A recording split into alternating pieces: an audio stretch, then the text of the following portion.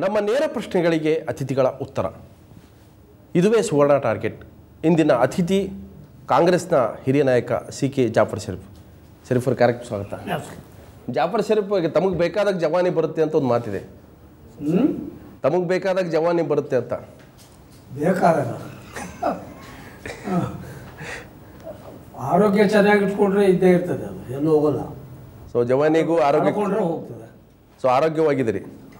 ದೇವರ ಕೃಪೆ. ಸೊ ರಾಜಕಾರಣದಲ್ಲಿ ಆರೋಗ್ಯ ಲೆಕ್ಕಕ್ಕೆ ತೆಗೆದುಕೊಳ್ತಾರೆ ಅಂತ. ಮನುಷ್ಯ ಜೀವಿಸಬೇಕಾದ್ರೆ ರಾಜಕಾರಣದಲ್ಲಿ ವೈಯಕ್ತಿಕ ಜೀವನದಲ್ಲಿ ಏರ್ಪೇರು ಆಗ್ತದೆ. ಆದರೆ ಮನುಷ್ಯ ಸ್ಥಿತಪ್ರಜ್ಞಾನ ಎಲ್ಲ ಆರೋಗ್ಯದ ಕಡೆ ಗಮನ ಕೊಟ್ಟಾಗ ಆರೋಗ್ಯವಾಗಿರ್ತಾನೆ. ಜಾಫರ್ ಷರೀಫ್ ಈಗಲೂ ಕೂಡ 24 ಅವರ್ ಪಾಲಿಟಿಕ್ಸ್ಗೆ ಫಿಟ್ ಆಗಿದ್ದೀರಿ. ಜೀವಮಾನ ಅದರಲ್ಲೇ ಕಳೆದಿದ್ದೇವೆ ಚಿಕ್ಕಂದಿನಿಂದ. ಸೊ ರಾಜಕಾರಣವೇ ನಿಮ್ಮ ಆರೋಗ್ಯ ಆಗಿದೆ. ಎಲ್ಲ ಯೋಗ, ದೈವೇಚ್ಛೆ. ಅಂದರೆ ಕಾಂಗ್ರೆಸ್ ಯೋಗ ಅಂತ ಕರಿಬೋದಾ? ದೈವೇಚ್ಛೆ. ಸೊ ಈಗಿನ ಕಾಂಗ್ರೆಸ್ನಲ್ಲಿ ಸಿ.ಕೆ. ಜಾಫರ್ ಷರೀಫ್ ಒಬ್ಬ ಫ್ರೀಡಮ್ ಆಫ್ ಸ್ಪೀಚ್ ಅಂತ ಉಳಿಸ್ಕೊಂಡಿದ್ದೀರಿ ಅಂತ ಅನ್ಸದ? ಆತ್ಮವಂಚನೆ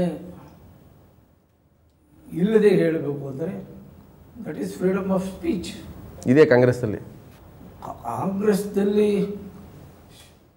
ಶಿಸ್ತುಬದ್ಧವಾಗಿ ಪಕ್ಷಕ್ಕೆ ಧಕ್ಕೆ ಆಗದ ರೀತಿಯಲ್ಲಿ ನಮ್ಮ ಅಭಿಪ್ರಾಯ ತಿಳಿಸೋದ್ರಲ್ಲಿ ಏನು ತಪ್ಪೇನಿಲ್ಲ. ಅಲ್ಲ, ಜಾಫರ್ ಷರೀಫ್ ಅನ್ನೋ ಕಾರಣಕ್ಕೆ ಕಾಂಗ್ರೆಸ್ ಪಕ್ಷದಲ್ಲಿ ಸಹಿಸ್ಕೊಳ್ಳುತ್ತೆ, ಬೇರೆಯವರಾದರೂ ಹೊರಗೆ ಹಾಕುತ್ತೆ ಅಂತ ಹೇಳ್ತಾರೆ. ಹಾಗೇನಿಲ್ಲ, ನಾನು ಶಿಸ್ತಿಗೆ ಒಳಗಾಗಿ ನಡ್ಕೊಳ್ತಾರೆ ಇರೋದ್ರಿಂದ ಸಹಿಸ್ಕೋತಾರೆ. ನಾನು ನಿಮ್ಮನ್ನು ಸುಮಾರು ಒಂದು 15 ವರ್ಷ ನೋಡಿದ್ದೆ ನಾನು ಮಾಧ್ಯಮದಲ್ಲಿ. ನೀವು ರೂಲಿಂಗ್ ಪಾರ್ಟಿಲಿ ಅಪೋಸಿಷನ್ ಲೀಡರ್ ಆಗೇ ಇದ್ದಿದ್ದೀರಿ, ಅದು ಅನೇಕ ಬಾರಿ. ನಾನು ತಮಗೊಂದು ಮಾತು ಹೇಳ್ತೇನೆ. ಕೆಲವು ಸಾರಿ ಒಂದು ಪಕ್ಷ ಅಧಿಕಾರಕ್ಕೆ ಬಂದಾಗ ಮೈ ಮರೆಯೋದು ಸ್ವಾಭಾವಿಕ, ಉದ್ದೇಶಪೂರ್ವಕವಾಗಿರುತ್ತಲ್ಲ. ಅಂದರೆ ಅದು ಎಸ್.ಎಂ. ಕೃಷ್ಣಯಿಂದ ಹಿಡಿದು ಸಿದ್ದರಾಮಯ್ಯವರೆಗೂ ಯಾರಾದರೂ ಆಗಿರಲಿ, ಯಾವ ಕಾರಣದವರೆಗೂ ಆಗಿರಲಿ, ಅಂಥ ಸಂದರ್ಭದಲ್ಲಿ ಜನಗಳ ಹಿತದೃಷ್ಟಿಯಿಂದ, ರಾಜ್ಯದ ಹಿತದೃಷ್ಟಿಯಿಂದ, ಪಕ್ಷದ ಹಿತದೃಷ್ಟಿಯಿಂದ ಸತ್ಯವನ್ನು ಹೇಳೋದಕ್ಕೆ ಯಾಕೆ ಹಿಂದಿರಿಬೇಕು? ವರಿ ಮಾಡಲ್ಲ ಆ ವಿಚಾರದಲ್ಲಿ. ಅದ್ರ ಬಗ್ಗೆ ಯಾವುದೇ ವರಿ ಇಲ್ಲ. ನಾನು ವರಿ ಮಾಡ್ಕೊಳ್ಳೋದಿಲ್ಲ. ರಾಜಕೀಯ ವ್ಯಕ್ತಿ ಆಗಲಿ, ರಾಜಕೀಯ ಪಕ್ಷ ಆಗಲಿ, ಮುಖ್ಯ ಉದ್ದೇಶ ಏನು? ಜನಗಳ ವಿಶ್ವಾಸ ಗಳಿಸಬೇಕು. ಆ ವಿಶ್ವಾಸ ಹೇಗೆ ಬರ್ತದೆ? ಅಲ್ಲ, ವಿಶ್ವಾಸ ಗಳಿಸಿರೋ ಸರ್ಕಾರವನ್ನೇ ಟೀಕಿಸ್ತಾರಲ್ಲ ಅಂತ. ಈಗ ವಿಶ್ವಾಸ ಗಳಿಸಿದ್ಮೇಲೆ ತಾನೆ ಆಡಳಿತಕ್ಕೆ ಬರೋದು. ನೀವು ಹೌದು, ಬಂದ ಮೇಲೆ ನೀವೇ ಟೀಕೆ ಮಾಡ್ತೀರಲ್ಲ ಅಂತ.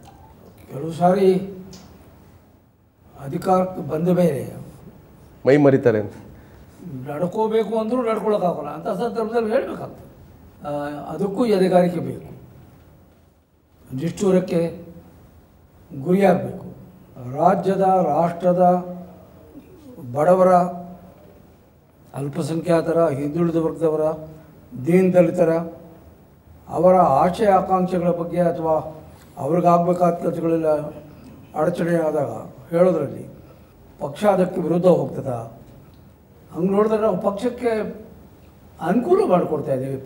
ಈ ಪಕ್ಷದಲ್ಲಿ ನಮ್ಮ ಪರವಾಗಿ ಹೇಳೋರೊಬ್ರು ಇದ್ದಾರೆ ಅನ್ನೋ ಒಂದು ಭಾವನೆ ಬರ್ತದೆ. ಪ್ರತಿಕೂಲ ಆಗಿದ್ರೆ ಚುನಾವಣೆಗೆ, ರಾಜಕಾರಣದಲ್ಲಿ ಪ್ರತಿಕೂಲ ಆದರೆ ನೀವು ಹೇಳೋದೆಲ್ಲವು ಸತ್ಯ ಯಾವಾಗಲೂ ಪ್ರತಿಕೂಲ ಆಗೋದಿಲ್ಲ. ಅದ್ಯಾಕೆ ಆ ರೀತಿ ಭಾವಿಸ್ಬೇಕು ನಾವು? ಸತ್ಯ ಪ್ರತಿಕೂಲ ಆಗ್ತದ? ನಿಮ್ಮ ಪಕ್ಷದಲ್ಲಿ ಒಪ್ತಾರ ಅಂತ? ಸತ್ಯ ಎಲ್ಲಿ ಒಪ್ತಾರೆ ನಿಮ್ಮಲ್ಲಿ? ಇವತ್ತು ಪಕ್ಷ ಅಲ್ಲ, ಜನ. ಪ್ರಜಾತಂತ್ರದಲ್ಲಿ ಜನ ಒಪ್ಪಿದ ಮೇಲೆ ಎಲ್ಲರೂ ಒಪ್ಪಿದ್ದಾರೆ. ಜಾಫರ್ ಷರೀಫ್ ಅವರು ಒಂದು ಮಾತು ಹೇಳಿದ್ದು ನಂಗೆ ನೆನಪಿದೆ. Experience and knowledge not available in shopping ಅಂತ ಹೇಳಿದ್ದಾರೆ. Absolutely. So Jaffer Sharief use ಮಾಡ್ಕೊತಲ್ಲ ಕಾಂಗ್ರೆಸ್ಸಲ್ಲಿ. ಅವ್ರಿಗೆ ಸಾಕು ನಾಲೆಜ್, ಎಕ್ಸ್ಪೀರಿಯನ್ಸ್ ಬೇಕಾಗಿಲ್ಲಪ್ಪ. That is wrong. That's where ಅಲ್ಲೇ ಸೋಲೋದು. ನಾಲೆಜ್ ಆ್ಯಂಡ್ ಎಕ್ಸ್ಪೀರಿಯನ್ಸ್ ಹೇಗೆ ಬರುತ್ತೆ? ಶ್ರಮದಿಂದ ಬರುತ್ತೆ. ಜನಗಳ ಮಧ್ಯೆ ಕೆಲಸ ಮಾಡಿದಾಗ ಬರ್ತದೆ. ಒಬ್ಬ ಕಾರ್ಯಕರ್ತನಾಗಿ ಕೆಲಸ ಮಾಡಿದಾಗ ಬರ್ತದೆ. ಆಗ ನಾವು ಎಲ್ಲರ ಜೊತೆಗೂ ಬರೀತೇವೆ, ಎಲ್ಲರ ಅಭಿಪ್ರಾಯವನ್ನು ತೊಗೊಳ್ತೇವೆ, ಮಾಡ್ತೇವೆ. ಶ್ರಮ ಮತ್ತು ಅನುಭವ ಕಾಂಗ್ರೆಸ್ಸಿಗೆ ಬೆಲೆ ಇದೆಯಾ? ಕಾಂಗ್ರೆಸ್ನಲ್ಲಿ ಬೆಲೆ ಸಿಗ್ತಾ ಇದೆಯಾ? ನನ್ನ ಮನಸ್ಸಿಗೆ ಸಿಗ್ತದೆ. ಯಾಕೆಂದರೆ ಸಿಗ್ತಾ ಇಲ್ಲ ಅಂತ ನಾನು ಹೇಳೋದಕ್ಕೆ ಸಿಗ್ತಾ ಇಲ್ಲ. ಈಗ ಸಿಗ್ತಾ ಇಲ್ಲ. ಈ ಒಂದೊಂದು ರಾಜಕೀಯ ಪಕ್ಷದಲ್ಲೂ ಎಕ್ಸ್ಪೆರಿಮೆಂಟ್ಸ್ ಇದ್ದಾವೆ. ಅವರು ಎಕ್ಸ್ಪೆರಿಮೆಂಟ್ ಮಾಡ್ಕೊಂಡು ಹೋಗ್ತಾರೆ. ಅದರಲ್ಲಿ ಕೆಲವು ಸಾರಿ ಕೆಳಗೂ ಆಗ್ಬೋದು, ಮೇಲೂ ಆಗ್ಬೋದು. ಸೊ ಅದು ಆಗಿದೆ. ಈಗ ಕೆಳಗು ಮೇಲೆ ಆಗಿದೆ. I don't know, as far I am concern, I am comfortable. So Jaffer Sharief comfort ಇದ್ದಾರೆ ಕಾಂಗ್ರೆಸ್ಸಲ್ಲಿ. I am comfortable. ಸೊ ಯಾವುದೇ ಫಲಾಪೇಕ್ಷೆಯಿಂದ ತಾವು ರಾಜಕಾರಣ ಅಥವಾ ಕಾಂಗ್ರೆಸ್ ಪಕ್ಷದಲ್ಲಿ ಕೆಲಸ ಮಾಡಲ್ಲ. ನಾನು ಯಾವತ್ತೂ ಕೂಡ ಕನಸಿನಲ್ಲೂ ಎಣಿಸಿರಲಿಲ್ಲ ಇಂದಿರಾ ಗಾಂಧಿಯವರು ನನಗೆ ಕನಕಪುರದಲ್ಲಿ ಚುನಾವಣೆಗೆ ನಿಲ್ಲಿಸ್ತಾರೆ ಅಂಥೇಳಿ. ಅದೃಷ್ಟ. ಅದೇ ನಿಲ್ಲಿಸ್ಬೇಕಂತ ಏನಿಲ್ಲಲ್ಲ, ಈಗ ನಿಲ್ಲಿಸಿದ್ರಪ್ಪ, ಈಗ ಮುಂದೆ ನಿಲ್ಲಿಸ್ಬೇಕಂತಿಲ್ಲ. ಜಾಫರ್ ಶರೀಫ್ ಮುಂದಿನ ಚುನಾವಣೆ ನಿಲ್ಲಿಸ್ಬೇಕಂತೇನಿಲ್ಲ. ಹಿಂದೆ ನಾನು ಆಗಿರೋದು ಹೇಳ್ತೀನಿ, ನನ್ನ ಅನುಭವ. ಅಲ್ಲಿಂದ ಇಲ್ಲಿವರೆಗೂ ಸತತವಾಗಿ ಚುನಾವಣೆಗಳು ಎತ್ಕೊಂಡು ಬಂದಿದ್ದೇನೆ. 2 ಚುನಾವಣೆಗಳು ನಾನು ಸೋತೆ. ಅದು ನಾನಾಗಿಸ್ಕೊಳ್ಳಿಲ್ಲ. ಯಾರು BJP ಅವರು ಸೋಲಿಸ್ತಾರ, JDS ನಾನಾಗಿ ಸೋಲಿಲ್ಲ. ಮತ್ತೆ ಯಾರು ಸೋಲಿಸ್ರು? ನಮ್ಮ ಪಕ್ಷ ನನಗೆ ಕೊಡಬೇಕಾದಂಥ ಸೀಟ್ ಕೊಡಲಿಲ್ಲ. ಅಂದರೆ ಕಾಂಗ್ರೆಸ್ನವರೇ ಸೋಲಿಸ್ರು ಜಾಫರ್ ಶರೀಫ್ರನ್ನ. Wrong decision. ಅಂದರೆ ಕಾಂಗ್ರೆಸ್ನ ಡಿಸಿಷನ್ ಮಾಡೋದು ಕರೆಕ್ಟ್. ನೀವೇನಾದರೂ ಅನ್ಕೊಳ್ಳಿ. ಅಂದರೆ ಜಾಫರ್ ಶರೀಫ್ರ 2009 ಕಾಂಗ್ರೆಸ್ ಸೋಲಿಸಿದೆ ಅಂತ ಹೇಳ್ತೀನಿ ನಾನು. ಒಂದು ಸಾರಿ ಬರೀ ಕಾಂಗ್ರೆಸ್ ಹೊರತಲ್ಲ, ಕಾಂಗ್ರೆಸ್ ತೀರ್ಮಾನದಿಂದ ಜಾಫರ್ ಶರೀಫ್ ಸೋತರು. ದಯಮಾಡಿ ಕೇಳಿ, ಇದರಲ್ಲಿ ಕುತಂತ್ರ ನಡೀತು. RSSನವರು, ಸಂಘ ಪರಿವಾರದವರು, ಈ ಒಬ್ಬ ಅಲ್ಪಸಂಖ್ಯಾತ ವರ್ಗಕ್ಕೆ ಸೇರಿದವರು ಇಷ್ಟು ವರ್ಷಗಳ ಕಾಲ ಸತತವಾಗಿ ಚುನಾವಣೆ ಗೆಲ್ತಾ ಇದ್ದಾರೆ. ಇದಕ್ಕೆ ತಡೆ ಹಿಡಿಯೋದು ಹೇಗೆ ಅಂಥೇಳಿ ಮುಸಲ್ಮಾನರನ್ನ ಕ್ರಿಶ್ಚಿಯನ್ರನ್ನ ಡಿವೈಡ್ ಮಾಡಿದ್ರು. ಸಾಂಗ್ಲಿಯಾನಾಗೆ BJPಯಿಂದ ಸೀಟ್ ಕೊಟ್ಟು ನಿಲ್ಲಿಸಿದ್ರು. First division among the minorities. ತಪ್ಪೇನಿದೆ, ರಾಜಕಾರಣ ಅದು. ಆಯಿತು, ಇರ್ಬೋದು. ಐ ಆಮ್ ಟೆಲಿಂಗ್ ಯು, ರಾಜಕಾರಣದಲ್ಲಿ ಎಲ್ಲ ಸರಿಯೇ. I am giving you the reason for my defect. Yes. Second,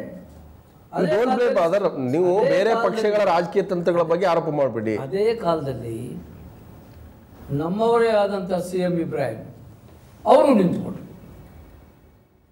ನಾನು ಸೋತಿದ್ದೆಷ್ಟರಿಂದ ಕೇವಲ 30,000. 30,000 ಸೋಲಲ್ವಾ? 30,000.